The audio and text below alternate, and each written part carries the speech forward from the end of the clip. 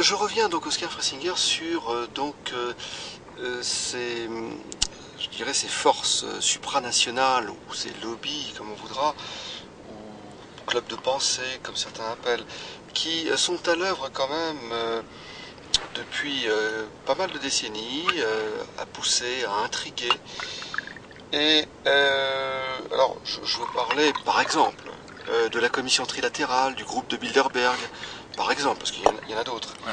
Et on a vraiment l'impression que nous sommes à la croisée des chemins aujourd'hui, à la veille de 2010, puisque nous sommes en décembre, mi-décembre 2009.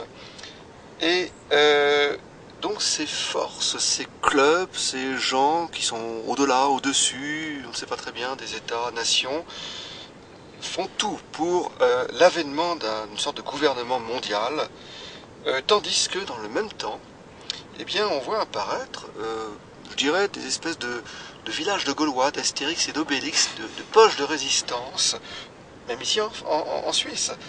J'allais dire en France, oui, le lapsus, bon. Et qui donc symbolisent quelque part, vous me direz ce que vous en pensez, les derniers bastions, ce que j'appelle le monde classique, c'est-à-dire de l'Antiquité jusqu'à la fin des années 70, début des années 80. Voilà, alors on se demande qui va l'emporter.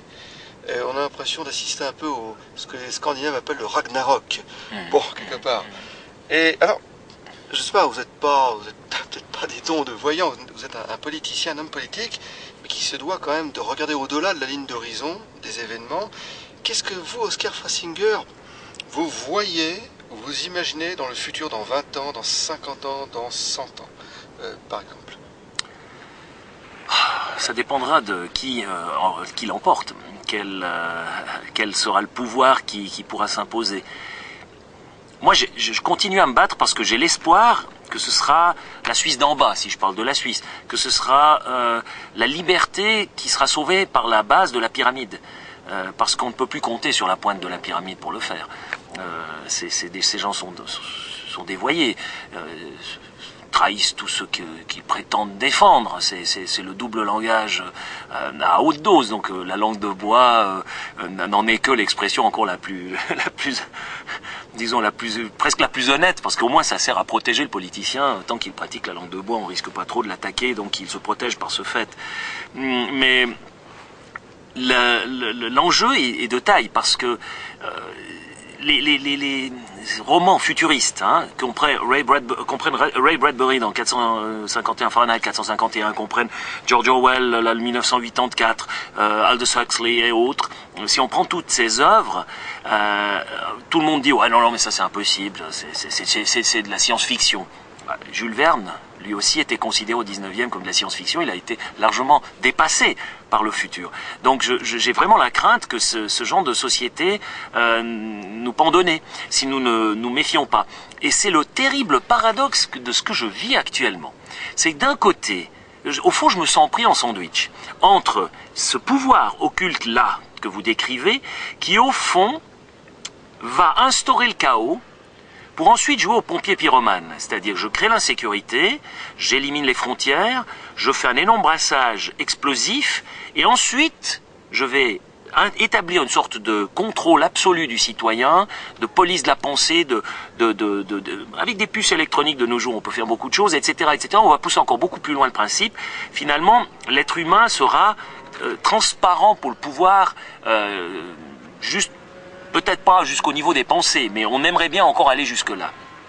De nos jours, on essaye encore d'introduire le contrôle par le téléviseur, l'ordinateur, etc., où on transmet constamment finalement des valeurs, et par l'image, qui est un mode de manipulation particulièrement efficace, parce que si vous manipulez les gens par le texte, eh bien, vous réveillez dans la personne qui reçoit votre texte, parlé ou écrit, vous réveillez en lui les centres de résistance qui vont justement lui permettre de résister à ce que la manipulation que je suis en train de pratiquer. Parce qu'il va réfléchir à ce que les propos de mon interlocuteur sont valables, est-ce qu'ils tiennent la route, est-ce qu'ils c'est intelligent, ou est-ce que non, ça tient pas la route, c'est incohérent, etc.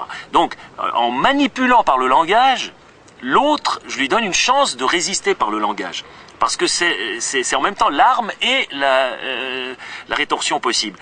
Par contre, avec l'image, c'est pas du tout le cas. Je manipule sans que l'autre puisse finalement utiliser un centre de résistance équivalent, parce que je vais tout de suite pénétrer dans ses sentiments, je vais le bombarder par des émotions, et il sera relativement démuni, d'autant plus si en tant que jeune homme, à l'école, en tant qu'enfant et jeune homme, on l'a réduit dans sa formation à ne connaître que les éléments de l'existence ou de la vie qui sont uniquement utilitaires au niveau de la production industrielle. Donc c'est une sorte de pièce de rechange adaptée à un domaine qu'on peut interchanger, jeter à souhait. On ne veut plus un savoir construit de manière pyramidale, un savoir global, une grille de lecture du monde qui permette, lorsque... C'est encore mon cas parce que je suis un intellectuel formé à la vieille école, si on veut. Lorsqu'il m'arrive quelque chose dans la réalité vécue, je l'insère dans cette grille de lecture. J'ai une grille de lecture assez différenciée, assez complète. Arrive un élément, tout de suite, j'arrive à le situer, à l'insérer dans cette grille et voir quelles implications cela a sur tout le système. Mais si vous ne donnez aux gens plus que des îlots de savoir, ils n'ont pas de lien entre ces îlots, ils ne sont pas capables d'insérer les éléments. Certains éléments tombent dans le vide, d'autres éléments tombent sur un îlot, mais c'est quelque chose qui ne permet pas une vue d'ensemble. Et donc c'est des gens qui sont beaucoup plus manipulables. Alors vous avez d'un côté ces forces-là, ces forces qui créent l'insécurité, veulent ensuite créer une sorte d'état policier, une sorte de dictature soft, hein, parce que ça ne se passe plus comme sous le stalinisme où c'était grossier comme dictature. Quand vous utilisez autant de violence et de pouvoir réel, vous vous essoufflez. Toutes les dictatures de ce type-là sont tombées. Mais si vous créez un labyrinthe dans lequel vous perdez les gens pour mieux les tenir, c'est le baroque qui invente ce principe, mais c'est extraordinaire parce que les gens ne se sentent pas prisonniers. Ils ne perçoivent même pas qu'ils sont dans un labyrinthe. Et si vous mettez encore suffisamment de pain et de jeu dans ce labyrinthe, vous rendez le labyrinthe suffisamment agréable, ils vont même plus chercher de sortie. De toute manière, je pense que l'architecte aura fait le labyrinthe de sorte à ce qu'il n'y ait pas de sortie. Donc de toute manière, on va chercher quelque chose qui n'existe pas. Donc ça, c'est une partie de l'échiquier. Et ensuite, en face, on a une société, particulièrement à travers l'islam, qui finalement... et les représentants d'un temps qu'on croyait révolu, de temps anciens, et qui par contre a encore la foi du charbonnier, encore une spiritualité, même si ils sont aussi dangereux que s'ils sont forts, hein, à ce niveau-là, mais c'est une société qui est totalement anachronique et qui est utilisée par les autres pour fragiliser justement la société libre, la société démocratique qui se trouve prise en étau. Maintenant, ce qu'il y a d'intéressant avec les musulmans et leur vision du monde, c'est que eux au moins ont encore des convictions, il faut le leur reconnaître. Eux, ils ont encore la foi du charbonnier, eux, ils sont encore capables et prêts à mourir pour leur foi, ce qui les rend d'ailleurs tout aussi admirables que dangereux, hein, tout autant admirables que dangereux. Mais c'est aussi alors là, une sorte de dogmatisme extrême, une sorte de conquête au nom d'un principe abstrait, ce en quoi en fait il ressemble à tous les totalitarismes que nous avons vécus. Je pense que le dogme islamique est un dogme totalitaire dans son essence. Et je ne vois pas comment on pourrait construire une démocratie à partir de cette idée-là. Et alors vous vous retrouvez finalement avec ces deux pôles qui prennent en étau la société libérale, si on veut, et qui en fait sont tout autant adversaires prétendus qu'alliés.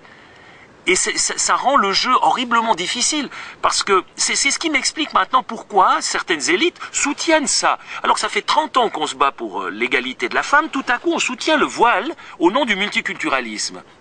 Ça fait des centenaires qu'on se bat contre un dogme unique, donc une église catholique ultra-dominante, et là tout à coup on défend un dogme qui est encore beaucoup plus féroce.